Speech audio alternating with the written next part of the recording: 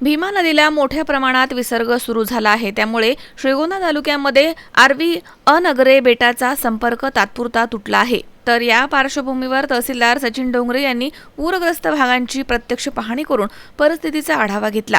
यावेळी त्यांनी बेटावरील नागरिकांना घाबरून न जाता प्रशासनाला सहकार्य करण्याचे आणि अफवांवरती विश्वास न ठेवण्याचे तसेच नदीकाठच्या नागरिकांनी सतर्क राहण्याचे आवाहन केलं. आपत्कालीन परिस्थितीसाठी स्पीड बोट, प्रशिक्षित बचाव पथकं तैनात करण्यात आली आहेत. बेटावरील नागरिकांना पुरेसा अन्नसाठा देखील उपलब्ध करून देण्यात आला आहे, अशी माहिती त्यांनी दिली आहे. सध्या पूरस्थिती ही प्रशासनाच्या नियंत्रणामध्ये असल्याचं त्यांनी स्पष्ट केलं. दरम्यान स्थानिक बोट चालक आणि नागरिकांनी दरवर्षी पूरस्थितीमध्ये महसूल प्रशासनाकडून वेळेवरती मदत मिळत असल्याचं म्हटलंय. तर बचावासाठी आवश्यक साहित्य, अन्न पुरवठा तसेच आपत्कालीन मार्गदर्शन प्रशासनाकडून सातत्यानं केलं जातं, असं देखील नागरिकांनी म्हटलं आहे आणि नागरिकांनी या संदर्भात विश्वासाची भावना व्यक्त केली आहे. सध्या आर्वी या गावामध्ये आर्वी जे बेट आहे त्या बेटाच्या कडेने भीमा नदी वाहते. त्या ठिकाणी 1,61,000 क्युसेक्स एवढा पाण्याचा प्रवाह वाहत आहे. आर्वी जी बेट आहे ती साधारणपणे 50,000 क्युसेक्सला त्या बेटाकडे जाण्याचा रस्ता जो आहे तो बंद होतो.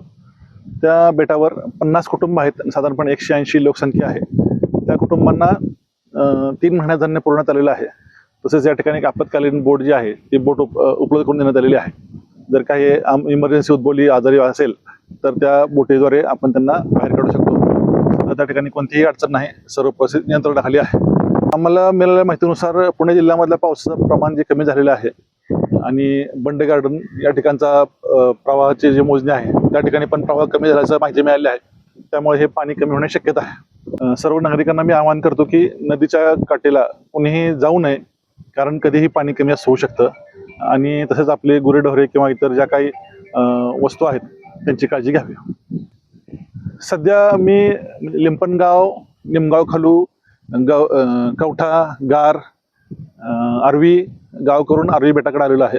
भीमा नदीकाठची पाहणी केलेली आहे. सध्या सर्व परिस्थिती नियंत्रणाखाली आहे, कुठेही काही अडचण नाही. मी विशाल दत्तात्रय आंबेकर, राहणार आर्वी बेटावरती स्थायिक आहे आणि मी इथे राहता आपली जी स्पीड बोट आहे शासनाची ती चालक पण आहे. आम्हाला दरवर्षी पूर आल्यानंतर आपलं जे प्रशासन आहे तर वेळच्या वेळी मदत करतं.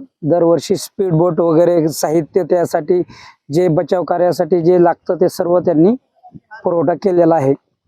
मुलांचं शिक्षण सध्या तर जास्त पाणी असल्यामुळे आम्ही मुलांना ने-आण करत नाही. फक्त एमर्जन्सी जर कोणी आजारी पडलं वगैरे तरच त्या बोटीतनं त्यांचं ने-आण होते. प्रशासनाकडून याआधी किंवा आतापर्यंत कोणत्या सुविधा मिळाल्या किंवा काय आव्हान मिळालं?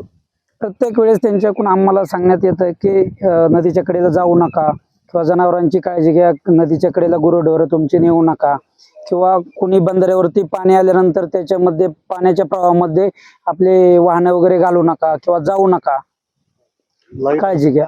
लाईट असेल, अन्न पुरवठा असेल किंवा आरोग्य सुविधा असेल, त्यावेळेस कसं पाहतात? त्यावेळेस प्रशासन प्रत्येक वेळेस वेळच्या वेळी आम्हाला त्या सगळ्या गोष्टी त्यांनी उपलब्ध करून देतात. पुणे जिल्ह्यात झालेल्या पावसामुळे श्रीगोंदा तालुक्यातील भीमा नदी आहे त्या ठिकाणी मोठ्या प्रमाणावर पाण्याचा विसर्ग या ठिकाणी सोडण्यात आलेला आपण पाहत आहे. माझ्या मागे जर आपण पाहिलं तर मोठ्या प्रमाणात या नदीला पाणी आलेलं आहे. समोरच या ठिकाणी जे बेट आहे त्या बेटचे जे सुरक्षा आहे ती सुरक्षेची प्रत्यक्ष पाहणी करताना श्रीगोंदा तहसीलदार या ठिकाणी आलेले होते. त्यांनी जे आवाहन केलं आहे नागरिकांना येथील की कुणीही अफवांवर विश्वास ठेवू नये आणि त्यांच्या जीवनावश्यक ज्या वस्तू आहेत त्या त्यांना आधीच पुरवण्यात आलेल्या असल्यामुळे तेथील नागरिक देखील एक समाधान व्यक्त करत आहेत. सुहास कुलकर्णी, C24 तास, श्रीगोंदा, अहिल्यानगर. सुहास कुलकर्णी, C24 तास, श्रीगोंदा.